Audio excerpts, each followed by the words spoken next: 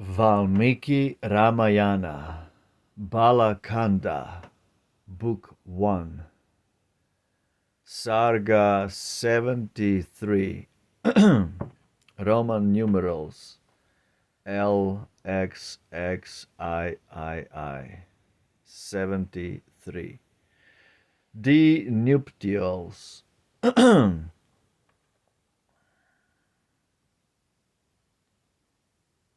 Okay.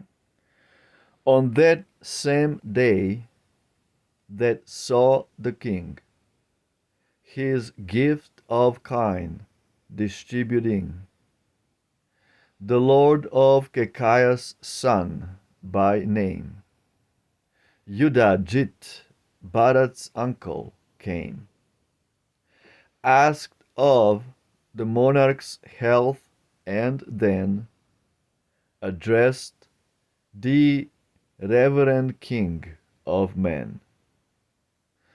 The lord of Kekaya's realm by me sends greeting, noble king, to thee. Asks if the friends thy prayers would bless, uninterrupted health possess. Right anxious, mighty king is he, my sister's princely boy to see. For this I sought, Ayodhya fair, the message of my sire to bear. There learning, O my league, that thou, O my liege, that thou, with sons and noble kinsmen now, wast resting here, I sought the place, longing to see my nephew's face. The king with kind observance cheered his friend by tender ties endeared,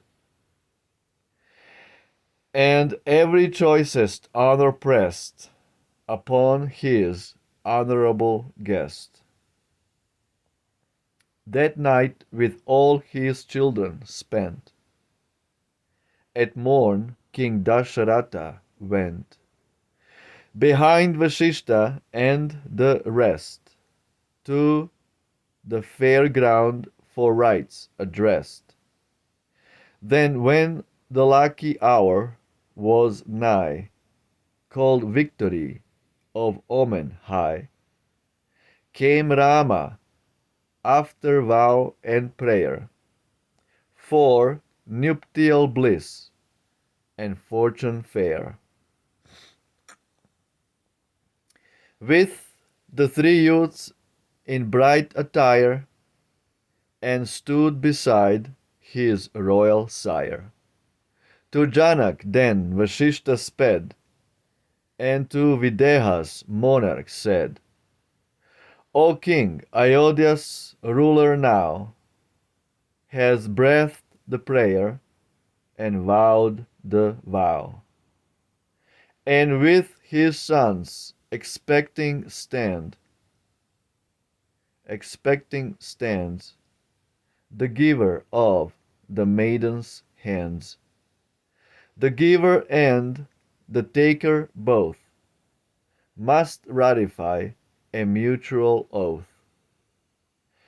Perform the part for which we wait, and rites of marriage celebrate. Skilled in the laws which scriptures teach, he answered thus Vasishta's speech. O saint, what warder bars the gate, whose bidding can the king await? In one's own house what doubt is shown? This kingdom, sage, is all thine own. And now the maidens may he found within the sacrificial ground, Each vow is vowed and prayed each prayer, and they, like fire, are shining there. Here by the shrine my place I took, expecting thee with eager look. No bar the nuptial rites should stay. What cause have we for more delay?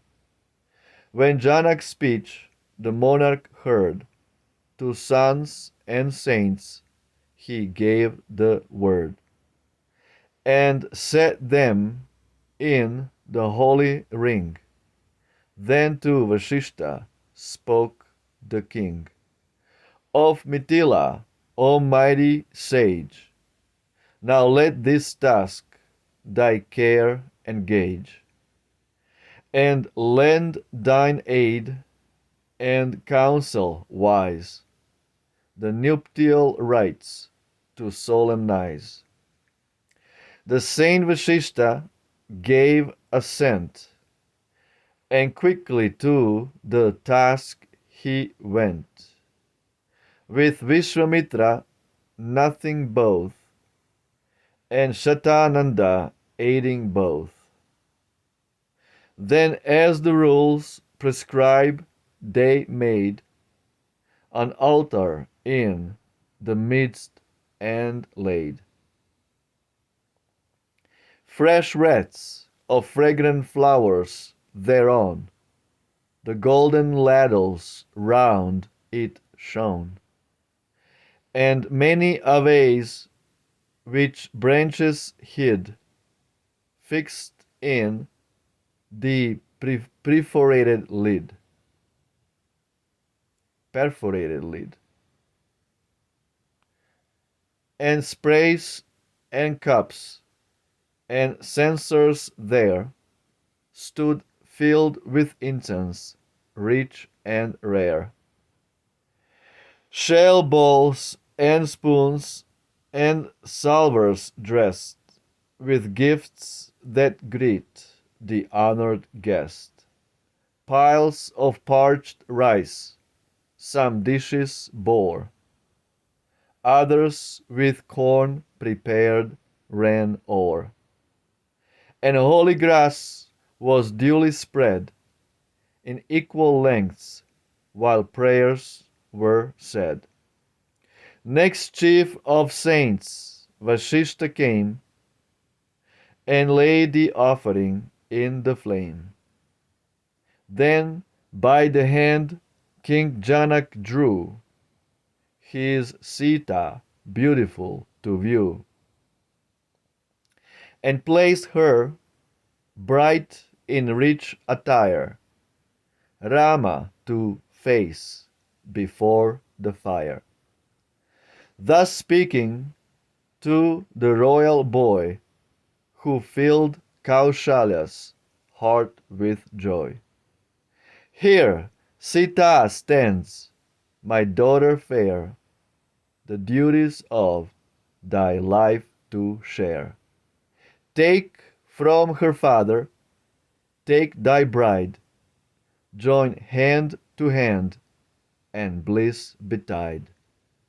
A faithful wife, most blessed is she, and as thy shade will follow thee. Thus as he spoke, the monarch threw o'er her young limbs the holy dew, while gods and saints were heard to swell the joyous cry, "'Tis well, 'tis well." His daughter Sita, thus bestowed, o'er whom the sacred drops had flowed, King Janak's heart with rapture glowed. Then to the Prince Lakshman thus he cried, "Take Urmila, thine offered bride, and clasp her hand within thine own, ere yet the lucky hour be flown." Then to Prince Bharat thus cried he,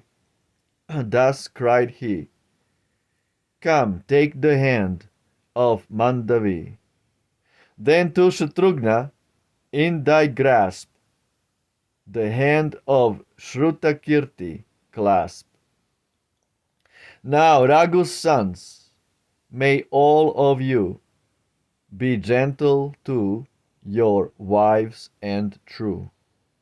Keep well the vows you make today, nor let occasion slip away. King Janak's word the youths obeyed, the maidens' hands in theirs they laid. Then with their brides the princes went, with ordered steps and reverent. Bound both the Tyre and Janak round the sages and the sacred ground. A flowery flood of lucid dyes in rain descended from the skies, while with celestial voices blent sweet strains from many an instrument, and the nymphs danced in joyous throng, responsive to the minstrel's song. Such signs of exultation they saw on the princess' wedding day.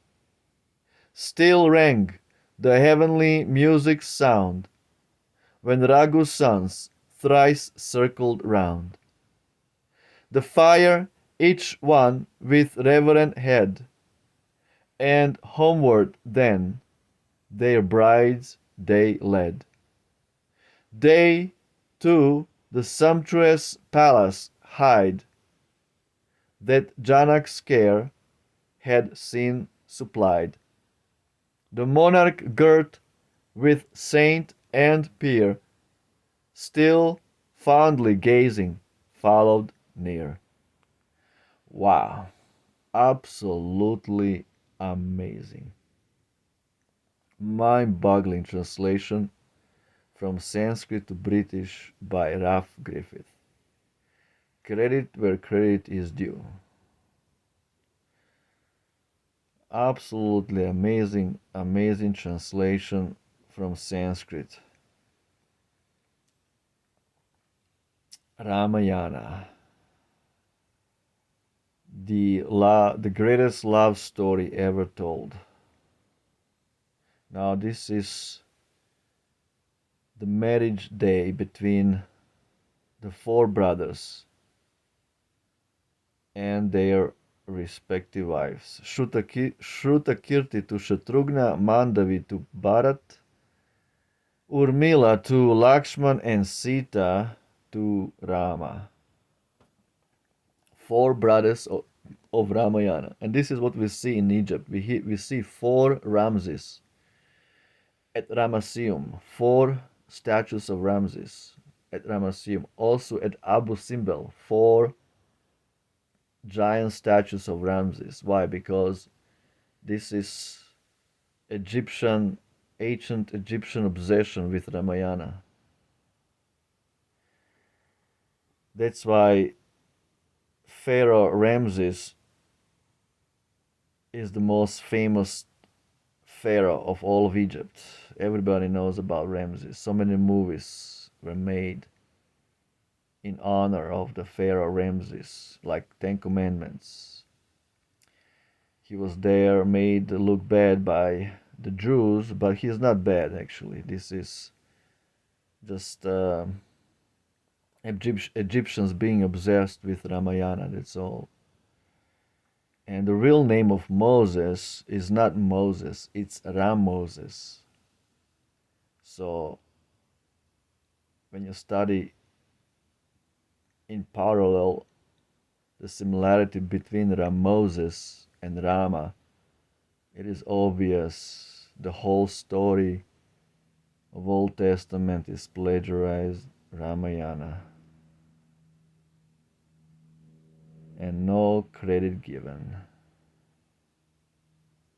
Anyway, beautiful chapter about taking of the vows,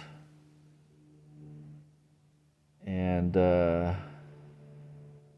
everybody is in a jubilant uh, state state of mind.